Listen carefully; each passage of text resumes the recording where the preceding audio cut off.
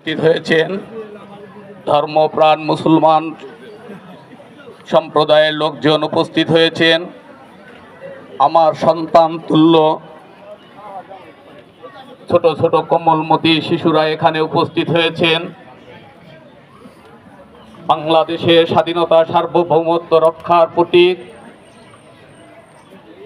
বাংলাদেশের গণতন্ত্র রক্ষার প্রতীক, আপসহীন নেত্রী, যিনি এই দেশের জন্য তার স্বামীকে হারিয়েছেন, যিনি এই দেশের জন্য তার সন্তানকে হারিয়েছেন, যিনি এই দেশের জন্য তার মাথার উপর যে ছাদ ছিল তার সেই বাড়িঘর হারিয়েছেন, কিন্তু তিনি এই দেশের জনগণের জন্য এক বিন্দু পরিমাণের আপোষ তিনি করেন নাই স্বৈরাচারের সাথে।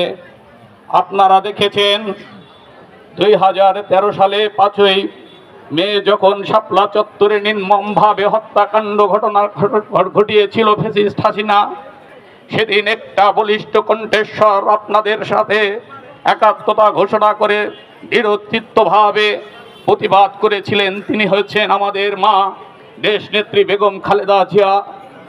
আজকে বিনা অপরাধে মাসের পর মাস, বছরের পর বছর জেলে রেখে তাকে স্লো পয়জনিং করে মৃত্যুর দিকে ঠেলে দিয়েছে। আমরা আমাদের সুস্থ মাকে আমরা আদালতে দিয়ে এসলাম, কিন্তু ওই ক্যাঙ্গারু কোর্ট মিথ্যা মামলায় তাকে দিনের পর দিন জেলে রেখে স্লো পয়জনিং করে আজকে মৃত্যুর শয্যায় তাকে নিয়ে গেছে। তিনি আজকে মৃত্যুর সাথে পাঞ্জা লড়ছে। প্রিয় ভাইয়েরা আমার, আপনারা ধর্মপ্রাণ এইখানে যারা উপস্থিত আছেন, আপনাদের কাছে আমার করজোড়ে মিনতি, এটা কোনো রাজনীতি নয়। আমার দেশের অখণ্ডতা রক্ষার জন্য, আমার দেশের স্বাধীনতা রক্ষার জন্য, আমার দেশের ধর্ম, যার যার ধর্ম তার তার ধর্মকে সুন্দরভাবে পালন করার জন্য, একটি সাম্প্রদায়িক সম্প্রীতি বাংলাদেশ গড়ার জন্য আমার নেত্রীর বেঁচে থাকা দরকার। আপনাদের কাছে তাই আমি করজোড়ে মিনতি করছি, আসুন পরম করুণাময় রব্বুল আলামিন সে মহান আল্লাহর কাছে আমরা দুই হাত তুলে মুনাজাত করি।